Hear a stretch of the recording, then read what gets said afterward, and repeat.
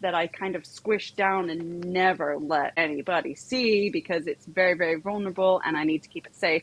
So I developed this protector who is very managerial, very matter of fact, very guarded. And so in that Equus coaching session, I was able to just let down those guards and just tell that protector part just to, you know what, you just go sit on that side of the fence and just allow this vulnerable energy to express what she needs to express. And she needed to express panic, hence the panic attack, because that vulnerable part of me didn't feel safe.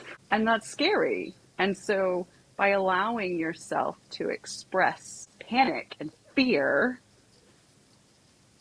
in that moment, I must have felt very safe with the horse. Welcome to The Air is Free, the podcast that helps you stop gripping what you can't control and start embracing what you can. Join Frida Karsberg and me, Sue Willoughby, as we dive into real conversations about resilience, personal freedom, and finding your center in a chaotic world. Inspired by the Swedish expression, luften är fri, which means the air is free, this show is about letting go, trusting the process, and remembering that some things in life were meant to be free and limitless. So take a deep breath, let go of what's weighing you down, and let's get into it.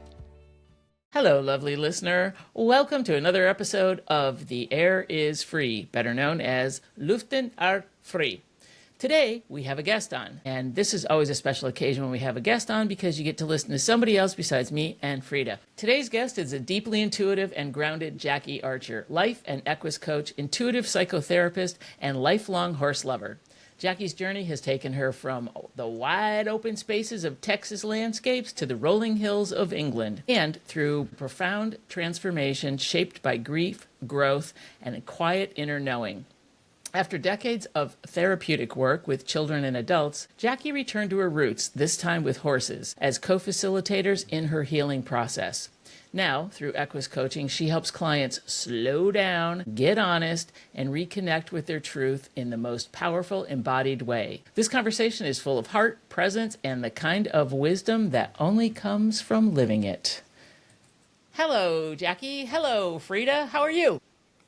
Hey, doing pretty good. Thank you. Yeah. I'm good too.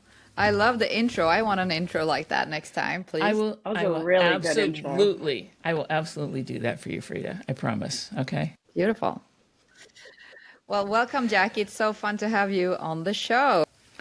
Yeah, thank you so much for having me, guys. This is so fun.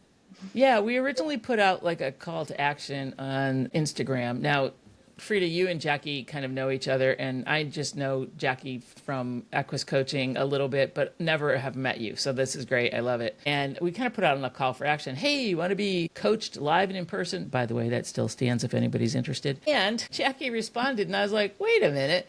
She's one of our fellow Equus coaches, recently minted. Congratulations. And thank you. Let's just have her on the show as a guest. So here you are. Hey, thank you. Thank you for having me. Yeah. Frida.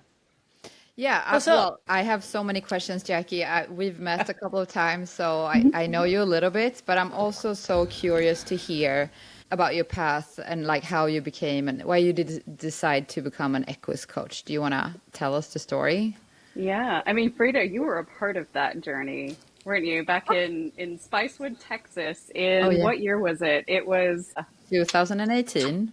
2018, was it? Oh my God. Right. So that's when I first learned about Equus coaching. I had met somebody out in Spicewood, and she needed help with her horses for this weekend. And she knew my sister's family. And so she flew me out from the UK to Spicewood, Texas for 4 days. Cool. Right. I was like, I'm not going to say no to this. This is great. What a great opportunity. So yeah, she flew me out there to her ranch, and Frida, you were there, and a couple of other of the ladies who were doing the master I believe it was the master facilitator training that you guys were doing then.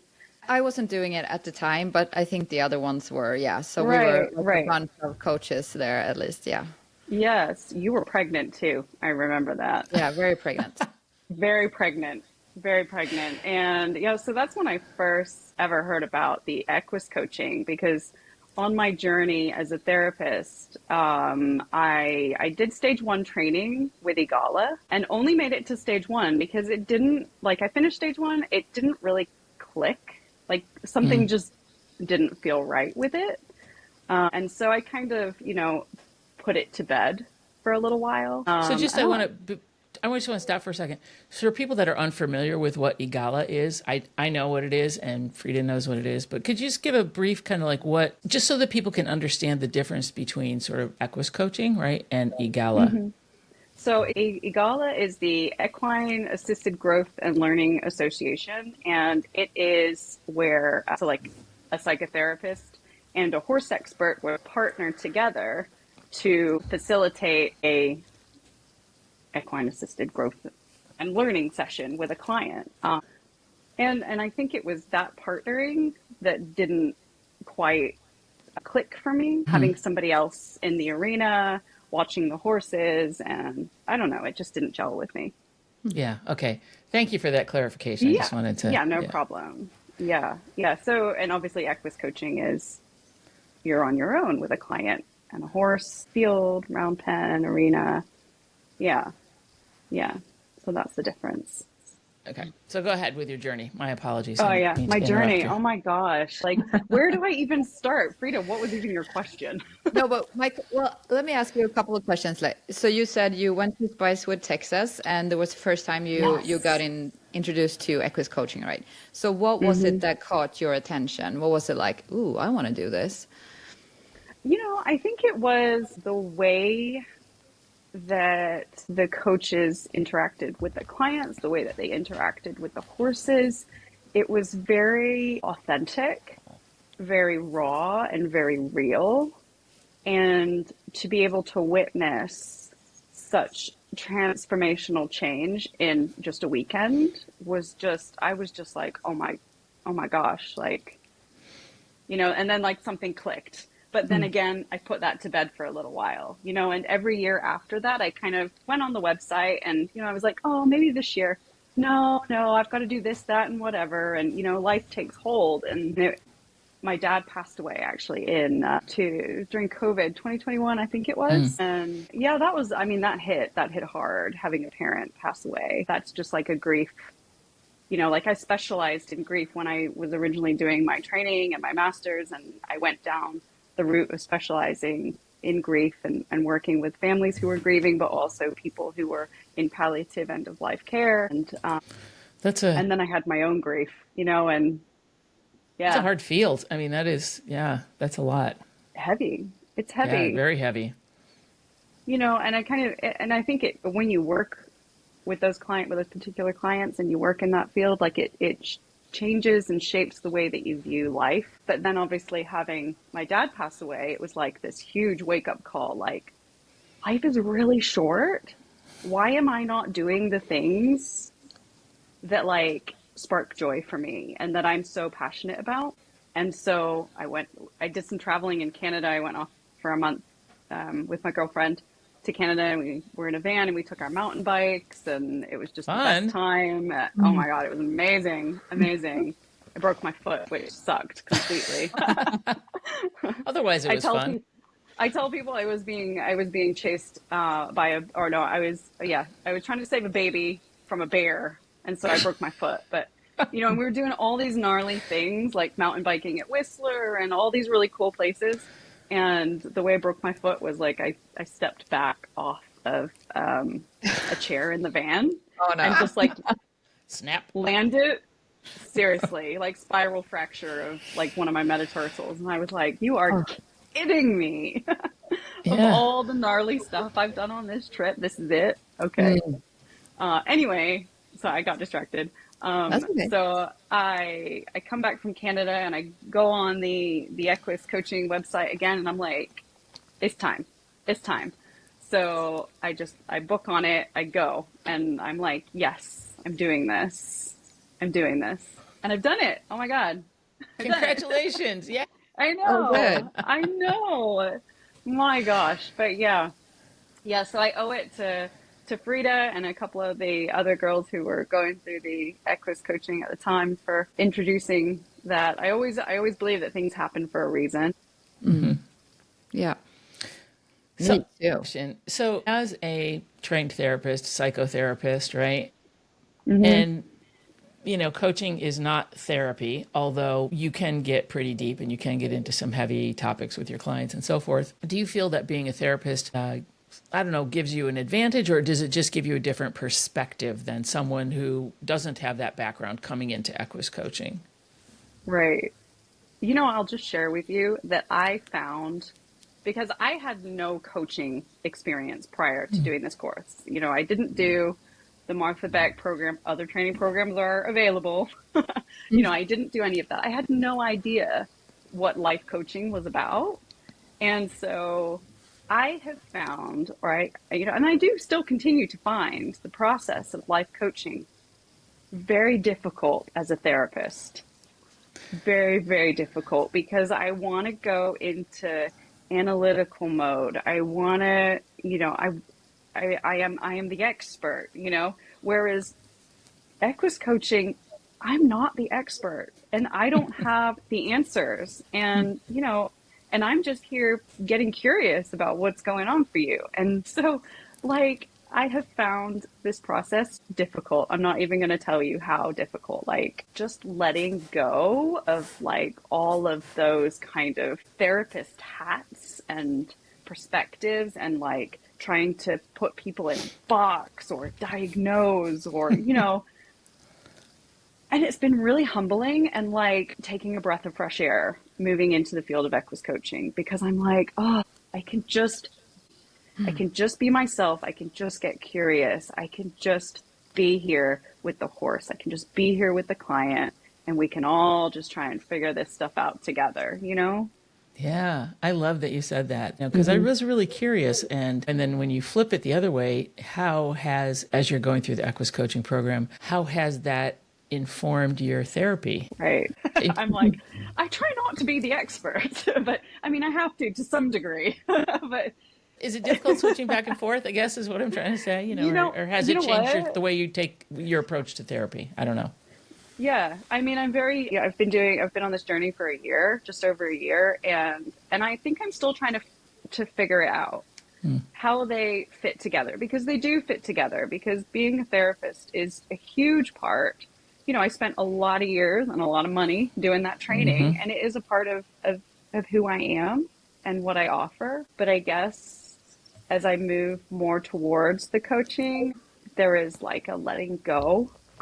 There's a letting go of the therapist side, but the coaching definitely informs my psychotherapy practice now. Yeah. I ask a lot more questions, open-ended questions, than what I would normally. And I think it just reinforces that trust that I have in the client to be able to find their own answers. I mean, I work that way anyway as a therapist, but I think the coaching just really, really kind of solidified that for me. You know what? I don't have all the answers as a therapist. And, and I'm very open about that, Interesting. What do you have to say about that, Frida? No, but I love to hear this, because it's so funny, because when I went through the coaching process, the certification process, it was so much, I'm not a therapist, I'm not what am I? And just having to explore who you are when it comes to your work is kind of interesting. And also hearing you that has so many years of working with therapy, also having that thought process of finding yourself in this. I love to hear that, Jackie. It's interesting. Mm-hmm. Yeah. Finding myself has been a huge, my gosh, there's so many different aspects to this, that I have juggling right now, is because obviously being a therapist, being an Equus coach, and navigating my own life experiences, my own grief, and, in all of that. And I believe that everything happens as and when it should. And I do believe that Equus coaching found me again at the right time. For sure. That's just the way life works, isn't it? Of course it is. Absolutely. Yeah, of course. But I heard you asking about how coaching and psychotherapy kind of fit together. Mm-hmm. This is something I'm playing with this at the minute. I kind of don't want them to. I kind of want coaching to be this untouched, beautiful process. that isn't touched by therapy, but obviously it's going to be because the part of me is a therapist. But do you know where I find it works really well? I work with young people, and the coaching model doesn't quite work with young people because of the way that their brain is developed. They're not, they don't think in metaphors as much as adults are able to. And so that coaching, I find, that model is a little more difficult to use with the younger people. And so I do incorporate more of a therapeutic approach with the horses, with the children, and more kind of practical, matter of fact, very real life scenarios that they can see and relate to. So yeah, I work with the young people more therapeutically with the horses than I do the adults. I do prefer the pure Equus coaching with the adults rather than the therapy. But like you said before, Sue, like there is therapy involved to a degree. Yeah. To a degree. I mean, you can get into some really deep topics, right? Is where I was. Yeah. Yeah. Of course you can. Absolutely. Yeah. And, you're never going to get away from that. And I guess the advantage for me is that I can work with some of those topics, like trauma, for example. Being a therapist and being in that space, that is something that I can offer to my clients, if it comes up. Right. Whereas as coaches, if we feel that someone is in deep trauma that hasn't come to the surface before, we'd be like, referring that, right? Hey, Jackie, can you help this client? Right. Yeah. Right. I had my own experience of that on my last on-site. Oh, wow. Really? Okay. Wow. Yeah. I don't know if you guys want to hear about that now. I do want to hear about, yeah, I would love to hear about it. Well, seriously, because it is really helpful because sometimes people have trauma that they haven't dealt with. And then when they get in the arena with the horse, things just peel back, right? And then before you know it, you're in a place that you didn't think you were going to be. So yes, please. Yeah, totally. Totally. And you know what, when you're in the arena with a horse, like you really don't know what's going to come up. You can go in there with an intention and an agenda, but at the end of the day, like the horse is going to pick up on whatever energy is present, whether you know it, whether you like it or not. Exactly. And that's the beauty of it. Surprise. That is the beauty of it, And so my last on-site, right? So I'm sharing some personal information with you guys now about myself. Okay. Thank you. So yeah. So my very last on-site, it's the Friday afternoon, and the Saturday and Sunday, obviously, we're meant to be having our assessment coaching session. So Friday afternoon, we're practicing and I'm being coached on a herding activity. And so I'm trying to get the horse to move. I'm like, I want more movement. And so I'm trying to get this horse to move, and I get to the far end corner and I turn around and I'm like, y'all, I'm in winter. Let's do this. So I drag my butt back over to where the coach is standing, and the horse follows me, and he turns his butt to me, the horse. And so I just start picking. And I'm noticing that I'm going into a trauma response. Like I'm noticing, I'm shutting down. Like I can hear what the coach is asking me some questions, and I'm just picking the hair off of his butt. Just like, oh, he's dirty, right? Anyway, and then the coach asks one question. So I'm fully aware. I don't know if you guys have heard about, what is it?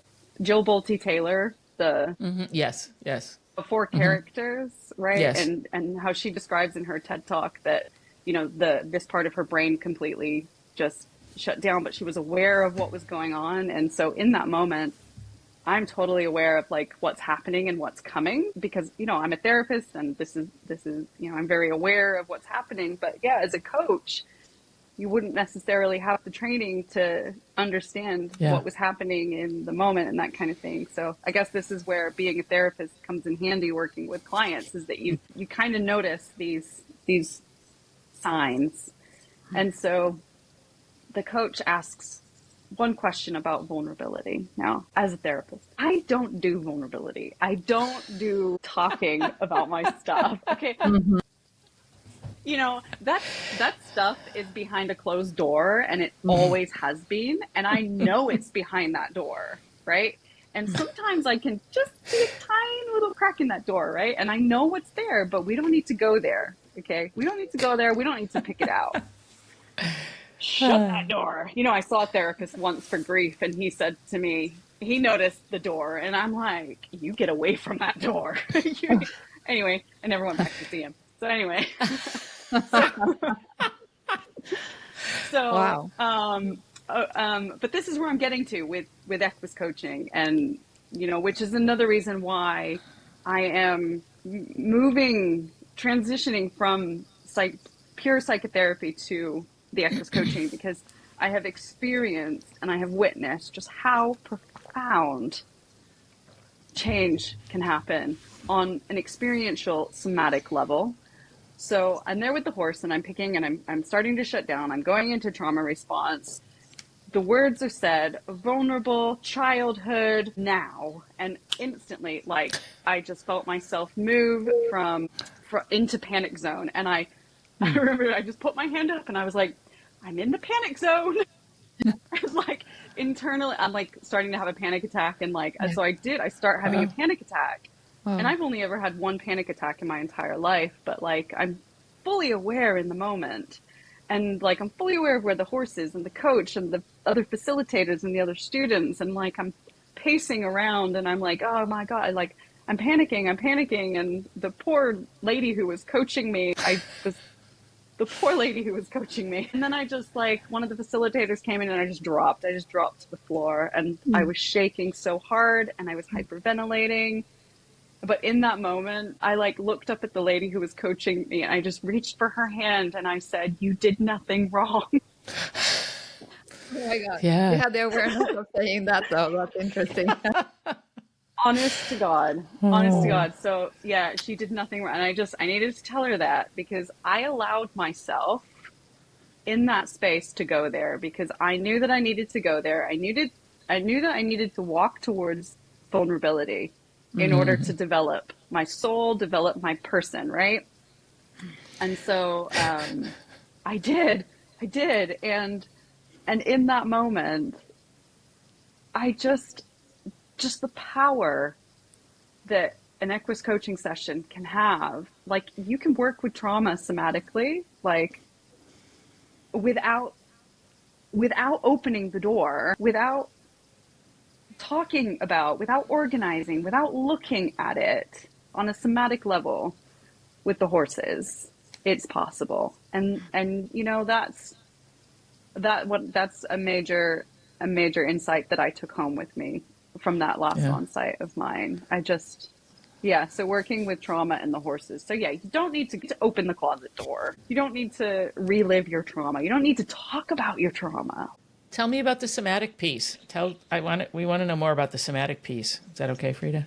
Yeah. Because people don't yes, maybe Frida. understand what that is, right? Oh my God, yeah, totally. Like, tell me more. I have so many questions too. So, I mean, so the somatic is the physical felt sense. So it's like felt sense, because I guess my question is, how can you go into the trauma from a somatic standpoint, or from a somatic point of view, rather than opening the door and letting the floodgates out and talking about it and reliving it and everything like that? So yes, that's right.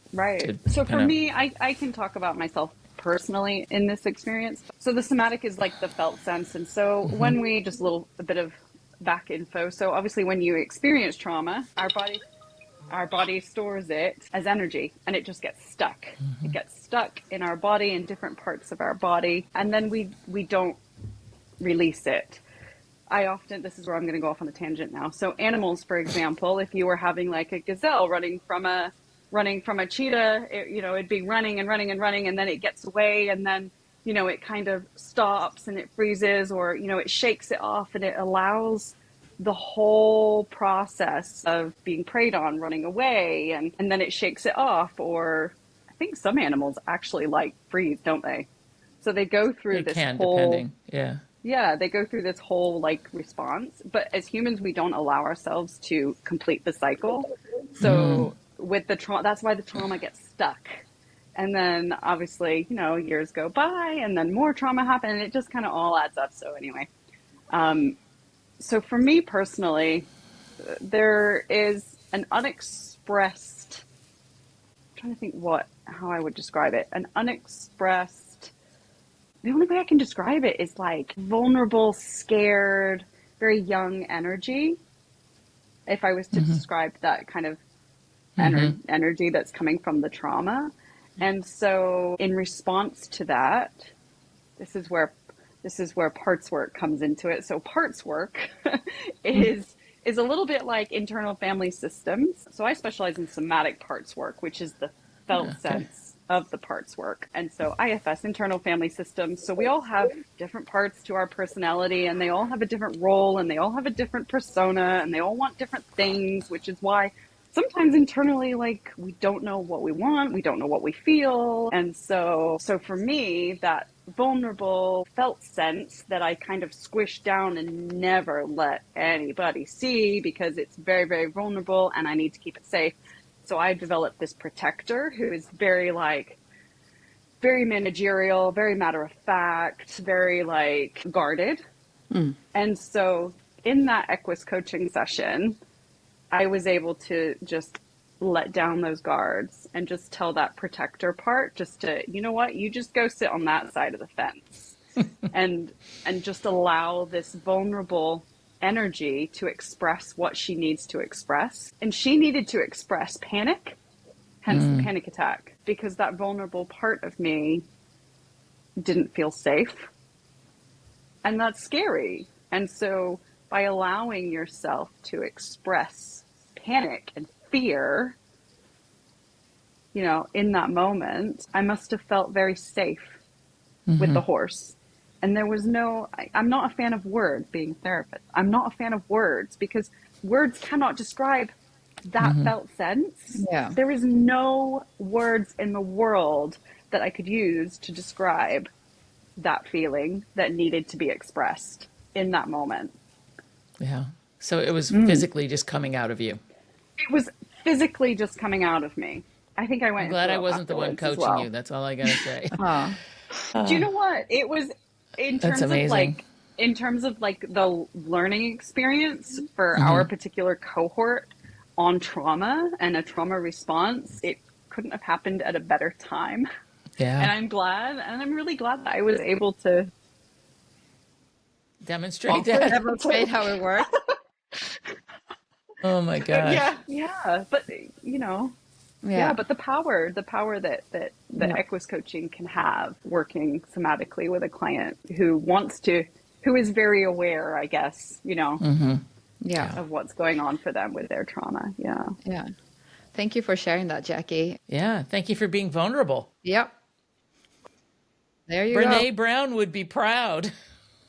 God, yes. Right? Really cool. May I ask you a question? Yeah, I want to ask you just a little question, Jackie. So after all this happened with the horse and with the coach and, you know, your panic attack, how did you feel after? Were you able to understand what happened, or, you know, could you kind of like get to an end with it after, or what was the aftermath straight after? You know, well, straight after, it took me a little while to stop shaking, but that's okay. Like, I didn't try and stop it because, like, it needs to come out. And what happened on that Friday afternoon is only like the tip of the iceberg. Like, it's actually opened the closet door now.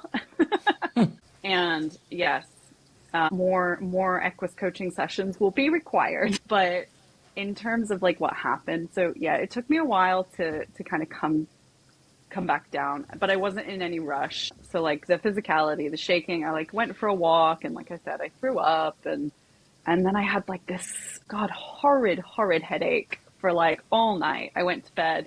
Everyone else went out, and I'm like, guys, I gotta go to bed. Sorry.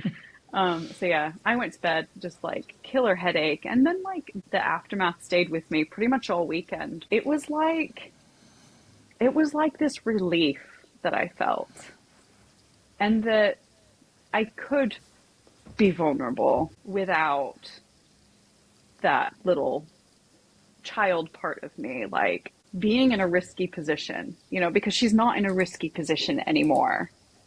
We're here now. It's 2025. You're in a round pen with a horse. You know what I mean? Like, the experiences are different. And so it opened her eyes to see, oh, we're in 2025. we're not in 1989 anymore, you know? Yeah. Yeah. It's very Yeah. powerful. Yeah.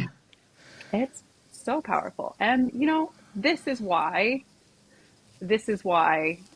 yeah, I'm a psychotherapist, but the Equus coaching, like what happens in one session of Equus coaching is, you know, and I had when I was doing my 25 hours, I had a client come who was a war veteran with like PTSD and, you know, really, really struggling. Hours and hours of therapy came to one Equus coaching session with me. And he said it was, you know, he had one session with the horse, but it was like 100 therapy sessions in that one session. Yeah. Yeah. That's so cool. I love it. I Yeah. love it. Thank you for being an advertisement for Equus coaching. I just love it. I just love Yeah. it. And it's so great to talk about it. Yeah, thank you. We love it too. Yeah. Jackie, I'm curious also because you are in the UK, right? So you go back and forth a little bit to the US and UK. But what if you get to, you know, I love to dream and scheme about the future. What's like, what is the future with the coaching? Where are you going? What are you doing? Where am I going? What am I doing? Oh my God, it's so exciting. Yeah, oh my gosh. All right. So I tend to be a big dreamer and schemer, and I have many dreams on the go at one time. So at the minute, I am doing Equus coaching sessions here in the UK in Cheshire, and I also do the Equine-Assisted therapy with the young people, teenagers mainly, who are on educational healthcare plans, which are children who really struggle in mainstream education. You know, they don't fit in, they've got behavioral problems. They come to me with the horses and they are great. Honestly, Yeah. I love the kids that I work with. They're just great. So I love that aspect of the work. I have minimal psychotherapy clients at the minute because I want to focus more on the coaching. I want to focus more on the horses, and because that's where my spark joy is, and that's where my passion is. And you know, I'm even considering, oh my gosh, do I just want to like run a boarding facility and like muck horse stalls all day? Yes, I like it. Oh my, I Do it. do. I genuinely think I do. Yeah. So this is the realization that I'm having because, you know, 5-year-old me would be like, yay, she's listening. Right. And so yeah, dreaming and scheming. I would love to live in California, and have a boarding facility in California. Yeah, just trying to look at options, how to make that happen from the jump here. Yeah, and part of the Equus journey is to do retreats and workshops. That was always the main goal. So I've reached out to a couple of places in Texas and have put my name down as like an external facilitator to come in and do one-to-one work with their clients on workshops and retreats. So that's my little foot in the door at the minute. But yeah, I need to do my master facilitator training. That is next on the cards, whether it be I think August this year, which might be a little too soon, but I'm not sure. So either the end of this year or next year. But yeah, that's just the next roll goal. into it. Just do it. Just do it. Well, right, Frida? Yes, just do it. I mean, Just do it. You know, yeah. but it's also nice to have time to, you know, coach some hours and figure out what you want to do, of course. So you can't go wrong on that one. Yeah. Well, this is where I'm at, you know, and I think part of the learning for the master facilitator is to shadow some workshops, which you can actually do in the meantime before you start. So yeah, I'm kind of caught between, well, do I just spend the next year like doing more coaching and trying to figure out how to get myself to California, because it's not just me, it's my partner, who is British. There's visas process involved with that, and the horse. Yeah, you've got a horse too. The horse, yeah. Merlin, good old Merlin. Yeah, he's got to come with me because he's a special guy. Yeah, he's a special guy, and the two dogs. So yeah. Yeah, it's not like you can just throw them in the back of a van and horse trailer and head out. Right. This has been an amazing conversation. Frida, did you have any more questions? No, I just wanted to say, like, it seems like you have a great future ahead of you. I love it. So excited to follow you on your journey. Yeah. Thank you. And, maybe sometime we can like all partner together and do something. Yeah, that's what I was thinking. Yeah. Of course, we should do it. That would be really fun. That would be really fun. Well, in the meantime, until you're in LA, if somebody wants to get in touch with you and find out more about the work that you do, what's the best way for them to reach you? Yeah, they can jump on my website. It's www.jackiearchercoaching. Good. Change there, because it used to be Jackie Archer Therapy, I believe. Therapy still exists. So if you are interested in the therapy, you can go to JackieArcherTherapy.com. Yeah. Okay, great. Awesome. Well, I can't thank you enough for being vulnerable on the show. You never know where it's going to go, so that's a beautiful thing. It's kind of like a coaching session. And it's great to meet you sort of in person. And I wish you all the best on your journey. And thank you so much for being on the show and being vulnerable. Thank you so much for having me, guys. This is fun. This has been fun. Good, good, good. Well, that's a wrap for The Air is Free, or as Frida says it, Luften är fri. Thank you so much for joining us today. And if this resonated with you, please share it with a friend, review the podcast, rate the podcast, and subscribe. We love it. And if there's a topic that you really want to talk about or hear about, or, well, first of all, if you want to talk about it, come on the show. And if you want to hear us talk about it, then drop us a comment or in our DMs on the Instagrams. All right, you can reach out to us in a lot of ways. Thanks so much for tuning in. We really appreciate you. Bye. That's it for today's episode of The Air is Free. I hope this conversation gave you something to think about, something to let go of, and maybe even a little more space to breathe. If you enjoyed this episode, do me a favor. Hit the subscribe button, rate and review the podcast, because it helps more people find us and join in the conversation.